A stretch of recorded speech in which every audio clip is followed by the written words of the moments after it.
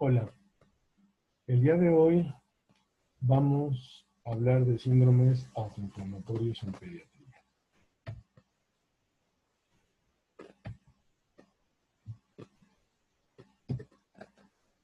Estos van a ser nuestros objetivos durante la charla.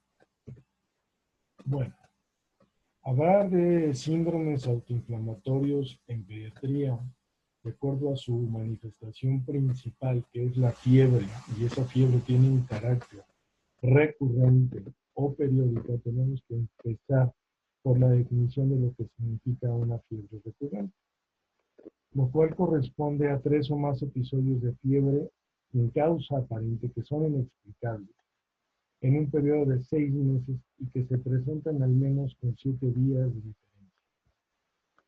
La semiología de la fiebre y el carácter recurrente va a hacer que en forma progresiva el pediatra inicialmente sospeche que esta fiebre recurrente puede ser parte de un síndrome autoinflamatorio. La semiología de la fiebre en relación a su patrón de presentación, grado de presentación, signos y síntomas asociados es esencial para determinar la sospecha de una fiebre recurrente que corresponda a un síndrome autoinflamatorio y el cual, como pueden ver, debe de ser visto por el reumatólogo pediatra. Los síndromes autoinflamatorios, por definición, son episodios persistentes o recurrentes de inflamación por mutaciones del sistema inmunológico y deben de ser considerados posterior a un proceso de estudio de exclusión que descarten malignidad, inmunodeficiencia e infección. ¿Cuándo vamos a sospechar de un síndrome autoinflamatorio o un síndrome recurrente febril? De acuerdo precisamente a la evolución del tiempo en la edad del paciente, los episodios febriles, como mencionamos, que van a aparecer sin causa aparente en forma recurrente a edad temprana, sea a nivel incluso neonatal, escolar o adolescente, si estos procesos febriles que no están asociados a procesos infecciosos ni causa aparente, estos picos intermitentes de fiebre nos van a hacer sospechar de un síndrome autoinflamatorio. Como se comentó, habría que discriminar o descartar autoinmunidad. Entonces, como podemos ver en la gráfica, la autoinmunidad solamente al inicio de sus síntomas y en forma progresiva y cada vez más con una curva ascendente va a presentar fiebre más los signos y síntomas propios de una enfermedad autoinmune, no como el autoinflamatorio que es en espigas intermitentes. Bueno, en relación a las enfermedades autoinflamatorias, como habíamos comentado, es un desorden del sistema inmunológico innato. Es una inflamación estéril. El mecanismo de acción en forma general se engloba en una desregulación del inflamosoma, pero de tal forma el inflamosoma también está involucrado en procesos autoinmunes, es decir, esta desregulación nos va a llevar a un síndrome autoinflamatorio o a un proceso autoinmune. De tal forma que hay una sobreposición en relación a esta desregulación en el cual podemos tener enfermedades autoinflamatorias y enfermedades autoinmunitarias. Como podemos ver en los círculos concéntricos en los cuales de igual forma se sobreponen, en la situación de monogénicas multifactoriales aparecen el grupo completo de los síndromes autoinflamatorios, aunados a una serie de patologías reumáticas. Del otro lado, de igual forma, en las multifactoriales monogénicas encontramos prácticamente todo el círculo azul con enfermedades autoinmunes. Cabe señalar que en el círculo concéntrico, al ser alteraciones de la inmunidad innata, también puede haber alteraciones de inmunidad adquirida y puede en el mismo individuo coexistir enfermedad autoinflamatoria con inmunodeficiencia e incluso autoinmunidad. ¿Por qué? Porque están involucrados los mecanismos patogénicos del inflamosoma en relación a la presentación de este espectro de inmunodeficiencia, autoinflamatorio, autoinmunidad. De tal forma que pueden coexistir, insisto, enfermedades en el mismo paciente de inmunodeficiencia con autoinflamación, de inmunodeficiencia con autoinmunidad. Al final, las enfermedades autoinflamatorias son anormalidades en cualquier etapa de la respuesta inmune y su regulación. Es decir, hay una falta de regulación en los mecanismos proinflamatorios, antiinflamatorios, de regulación de esa inflamación y de la inmunidad a diferentes niveles. La fiebre del Mediterráneo es la más estudiada al momento, de tal forma que el flujograma de una fiebre recurrente, como ya mencionamos, debemos de excluir infecciones, malignidad, autoinmunidad, inmunodeficiencia. Y de ahí, al tener cuadros clínicos sugestivos como son faringitis exudativa, aftas o úlceras orales, de acuerdo, dolores abdominales, debemos sospechar. Si lo sospechamos estos síntomas recurrentes, debemos hacer el abordaje clínico y paraclínico, de tal forma que los síndromes autoinflamatorios van a tener diferentes formas de ser clasificados. Uno, como podemos ver en el flujograma, desde la forma de herencia, es decir, que se pueden clasificar en patologías autoinflamatorias de herencia autosómica recesiva o autosómica dominante. Y ahí vemos los dos grupos correspondientes a la autosómica dominante, como son los CAPS y los TRAPS, y en la autosómica recesiva, la fiebre del Mediterráneo familiar. ¿De acuerdo? Otra forma de clasificar a los síndromes autoinflamatorios, aparte de la herencia, como ya lo mencionamos, autosómico recesivo, autosómico dominante, también existen los mosaicismos. Y por último, se tiene una base multifactorial que puede decirse que es multigénica o de mutación de nodo.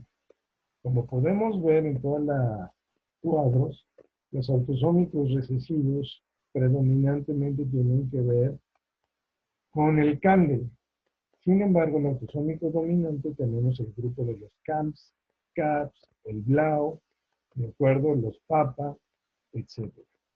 Y en mosaicismo, de igual forma, tenemos una combinación correspondiente. La otra forma de clasificar a los síndromes autoinflamatorios sería bajo el mecanismo de autoinflamación. Es decir, en qué situación o en qué parte hay una desregulación y de tal forma esa inflamación va a persistir. Estos mecanismos de autoinflamación siempre van a ser desencadenados por un agente disparador o una desregulación. De ahí que estos mecanismos de autoinflamación tenemos los afectados del inflamosoma, conocidos como inflamosomopatías. También tenemos la parte de las irinuropatías, las interferonopatías y las deficiencias de agua, que obviamente todo incide a nivel de los macrófagos que van a liberar interleucina 1, interleucina 6, interleucina 3. De tal forma que este factor desencadenante que va a incrementar un proceso inflamatorio a nivel de capacidad de recepción de los agentes tipo citocinas, factor de necrosis tumoral, factor de interferón gamma, etcétera, estos mecanismos defectuosos y tener un mal mecanismo de autorregulación del proceso inflamatorio va a incrementar el estrés intracelular liberando estas sustancias proinflamatorias.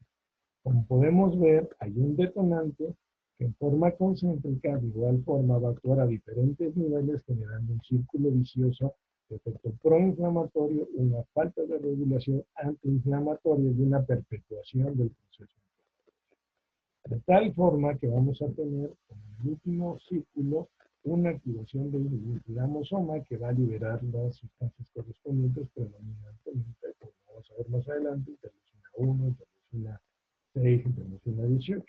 Va a haber una alteración en el defecto del metabolismo de los lípidos, una desregulación en la señalización de las proteínas de los natural killer, un estrés oxidativo incrementado, la modificación del proceso de ubiquinización, alteración del protosoma, una alteración del interferón gamma, de la señalización, y una alteración del retículo endoplásmico, generando las vesículas que van en forma concomitante a liberar los citocinas inflamatorias y la regulación pro y antiinflamatoria. En relación a lo que mencionamos en la imagen previa, aquí podemos observar cómo es el círculo vicioso. En sí, en cuanto a la activación por el receptor de la interleucina 1, que va a favorecer la activación del inflamosoma en una forma simple de explicarlo, a nivel de alteración de la procaspasa, activando la caspasa, que va a generar la producción y liberación de interleucina 1, 18, interleucina 6. Estos van a salir extracelular y van a activar en forma, obviamente, exponencial cada una de las células, cada uno de los macrófagos, y va a generar una piroptosis y se vuelven a incluir o engullir estos procesos inflamatorios de la interleucina 1, interleucina 18, generando un proceso cíclico proinflamatorio. De igual forma, podemos ver en el esquema cómo está el defecto en cada uno de los procesos de enfermedad autoinflamatoria de los síndromes correspondientes por nombre, fiebre mediterránea familiar, CAPS, MAPS, etcétera, que todos inciden de una u otra forma en el inflamatorio, generando con las malas regulaciones del sistema pro y antiinflamatorio la liberación progresiva, como lo señalé, de las interleucinas y la inflamación persistente. En relación a todo lo que hemos comentado, no hay a la fecha un estricto criterio de clasificación, y este es un esfuerzo del grupo italiano, en el cual muestra por primera vez una clasificación de los síndromes autoinflamatorios, utilizando un estudio multicéntrico, llegando a la conclusión de generar estos criterios de la iniciativa Eurofever Print. ¿Ok? Ahora, como podemos ver, quiero que le pongan atención en la mitad del cuadro, del rectángulo, vean cómo están cada una de las alteraciones de los síndromes autoinflamatorios y los criterios correspondientes.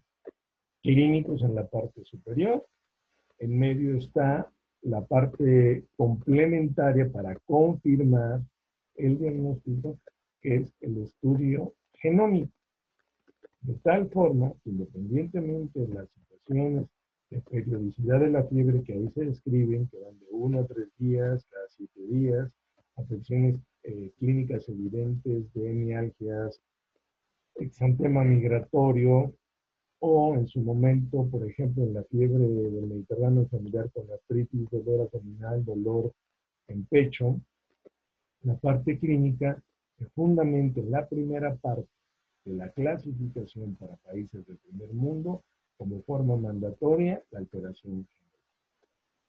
Y existe este segundo apartado para aquellos países que no tengan el recurso, la disponibilidad de generar o realizar precisamente el examen genético.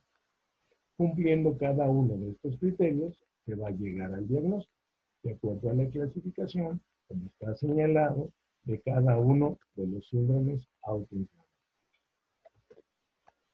Exponencialmente los síndromes autoinflamatorios han sido estudiados a partir del 2014. A partir del 2014, vean en la parte derecha de la pantalla cómo exponencialmente se han ido describiendo las mutaciones correspondientes y dándole el nombre propio a cada uno de estos síndromes autoinflamatorios. Y el último publicado y registrado fue el PRAS en el 2019. De igual forma, existen varias publicaciones en las cuales, para hacer una forma didáctica y una forma resumida para llevar a cabo el diagnóstico, cada uno de los síndromes autoinflamatorios, como lo ven en la parte superior, van a ser desglosados con el gen afectado, la proteína involucrada, la herencia en la cual se presentan la prevalencia, la edad de aparición y la clínica. Un punto importante, partiendo como iniciamos la plática, es la duración de la fiebre y los intervalos correspondientes, lo cual nos puede iniciar la sospecha de a qué síndrome puede corresponder y posteriormente con todos los criterios idealmente genómicos, clínicos y los datos paraclínicos ayudarían a llevar a cabo el diagnóstico. En esta diapositiva, que evidentemente está muy cargada, es en forma general, bajo la abreviatura de SEI, cómo tenemos, de igual forma que en la imagen previa, la tipo de presentación clínica, las imágenes ilustrativas, tipo de herencia, episodios de fiebre y demás, que nos van a orientar precisamente a todos los síndromes inflamatorios para poder clasificar al paciente que tenemos en evaluación. Lo más importante, que al ser una enfermedad autoinflamatoria monogénica, hay ahora, todavía en este momento, un 60% de casos de presentaciones sin diagnóstico. En ese sentido, ciertos estados de la Unión Americana hicieron una revisión y ellos determinaron, a través de las formas de estudios genéticos a las cuales disponen, la concordancia en cuanto a su libro o código de diagnóstico al aplicar esas pruebas. Y se dieron cuenta que más del 90% lo estaban diagnosticando bien con las pruebas genéticas que tenían desarrollado y lo podían meter a su libro de clasificación. Ya diagnosticado el paciente, ¿cuál va a ser la recomendación para su manejo? Obviamente depende el manejo de cada síndrome autoinflamatorio. Pero, en forma general, tenemos las recomendaciones generales sugeridas. En primer lugar, debe de ser un manejo multidisciplinario. En tercer nivel, el paciente y el familiar o los familiares deben de tener consejo. El cuidado de los pacientes siempre debe de ser considerada la opinión del paciente y la familia. ¿Cuáles son las metas? Pues definitivamente un diagnóstico temprano, oportuno, para controlar la enfermedad. Y el tratamiento debemos de tener la precaución de que debe ir encaminado a detener el daño propio de la enfermedad y no generar más daño y prevenir que esa enfermedad progrese y discapacite al paciente, que le ayude a permitir la participación de las actividades cotidianas propias para su edad, lo cual significa mejorar la calidad de vida. ¿Cuáles son específicamente las recomendaciones para CAPS? En cualquier momento del diagnóstico en el espectro de la edad, el tratamiento ideal es utilizar una antiinterleucina 1, que lo debemos de usar lo más rápido posible para evitar el daño, y que no hay evidencia actual que los fármacos modificadores de enfermedad o biológicos o AINE simplemente los debemos de utilizar para control de síntomas, pero no van a controlar la enfermedad. Y debemos de tener terapia ayudante en relación a la audición, fisioterapia y todo lo que conlleva el aspecto social del paciente. Pasamos a las recomendaciones de práctica. De igual forma, los AINES solamente son sintomáticos. Los AINES con esteroides sí van a modificar la actividad y hay que incrementar la dosis de acuerdo a la respuesta para inhibir esos síntomas. La mayoría de los casos de igual forma responden con antiinterleucina 1 y se ha documentado que le tarda en ser es efectivo en algunos casos, pero con el tiempo declina su efecto. De tal forma que si tenemos un paciente con TRAPS e iniciamos una antiinterleucina 1 y el paciente no responde adecuadamente o deja de responder, hay que hacer un cambio con otra autoterapia biológica de antiinterleucina 1 y posteriormente valorar si fuese necesario por refractariedad utilizar Enbrel. Y como podemos ver, podrían ser intercambiables, recuerden los famosos periodos o tiempos de lavado. Las recomendaciones para el tratamiento de MKD. De igual forma, los AINES alivian sobre los síntomas en los cursos de actividad. De igual forma, los esteroides con AINES ayudan a controlar la actividad. No hay eficacia demostrada del uso de colchicina o estatinas. De igual forma, la antiinterleucina 1 va a ser el fármaco de elección en la actividad que puede tener un efecto intermitente o continuo. Y la antiinterleucina 1 limitará y previene el efecto crónico del uso de esteroides. De igual forma, de acuerdo al tratamiento, se sugiere, si no hay respuesta al primer fármaco de antiinterleucina 1, cambiarlo, y de igual forma, si no, cambiarlo por un anti-TNF, en su defecto por una antiinterleucina. La secuencia de intercambio de terapia biológica señalada no estrictamente tiene que ir de antiinterleucina 1 a antiinterleucina 1. Puede ser de antiinterleucina 1 a antiinterleucina 6 y después puede valorar un anti-TNF. Recomendaciones del monitoreo. Tenemos que ser muy minuciosos durante la progresión de la enfermedad posterior al diagnóstico. Tenemos que determinar qué tanta actividad tiene ese paciente, qué tanto llegamos a llegar a una remisión de la actividad de la enfermedad y qué tanto daño tiene el paciente. De ahí que siempre el paciente, sus evaluaciones, debe de ser minuciosamente revisado y aplicarles la escala de actividad para enfermedades inflamatorias, abreviado como IDAI. Y debemos de considerar ante un proceso que puede ser relacionado a fiebre, descartar que no tenga otras causas, por ejemplo, infecciones que nos hagan confundir con una recaída o un episodio de actividad.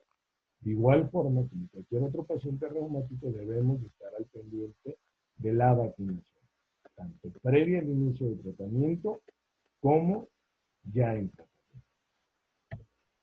De igual forma, continuando con las recomendaciones para el monitoreo, debemos de hacer una exploración física minuciosa, una exploración física adecuadamente neurológica y vigilar a nuestro paciente pediátrico en los aspectos de crecimiento y desarrollo. Regularmente tomamos reactantes de fase aguda, biometría hemática y debemos estar vigilando la proteinuria, como comenté, debemos estar monitoreando el índice de actividad de la enfermedad y en forma periódica revisiones con oftalmología y realizar audiometrías. De tal forma que el impacto de la enfermedad está relacionado al bienestar y funcionalidad y participación del paciente. Es decir, que el niño o el joven afectado con estas enfermedades haga lo que el resto de sus compañeros a su edad hagan, y no sea un efecto excluyente. Si tenemos un paciente con un fenotipo severo, debemos de hacer pruebas cognitivas, debemos de hacer resonancia magnética del sistema nervioso central, de oído y de hueso, para determinar el daño acumulado o prevenir un daño que deje al niño sordo o una secuela neurológica. De igual forma, si es necesario en su momento, debemos hacer función. Pasando al tratamiento, en esta imagen quiero ilustrar cómo hay un abismo en relación a los fármacos aprobados, en este caso por la FDA o la EMA, en relación a la terapia biológica en los diferentes síndromes autoinflamatorios. Ya dimos las recomendaciones sugeridas, ya dimos los esquemas sugeridos de tratamiento en cada una de estas enfermedades, de este grupo de enfermedades.